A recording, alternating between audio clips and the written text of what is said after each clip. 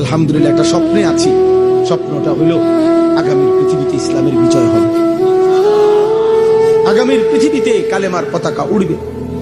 ষড়যন্ত্র যেমন খুব গভীর, ইনশাআল্লাহ ইমানের বিজয়ও খুব কাছে।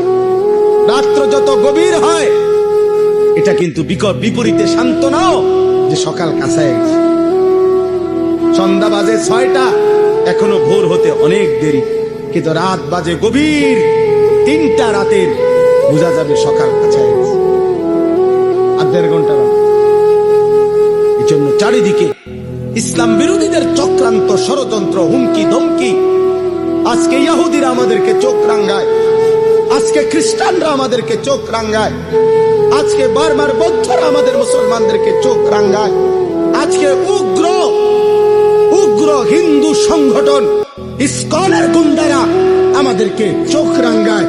কিন্তু এটাও সত্য, এই সব চোখ রাঙ্গানি শেষ করে একদিন কালেমার পতাকা উড়বেই উড়বে ইনশাআল্লাহ। বিজয়ের পতাকা উড়বে, ইমানের পতাকা উড়বে, মাহদীর বিজয় হবে, দাজ্জালের পতন হবে, ইহুদির শেষ ব্যক্তিটারও পতন হবে, বিশ্বময় ইসলামের খেলাফত হবে। এটা রাসূলুল্লাহ সাল্লাল্লাহু আলাইহি সাল্লামের বিশুদ্ধ হাদিস। নবীজি সাল্লাল্লাহু আলাইহি সাল্লাম বলেছে, যদি শুনে থাকো কিয়ামতের আর একদিন বাকি, তবুও বিশ্বাস রেখো উম্মত, মাহদী আসবে।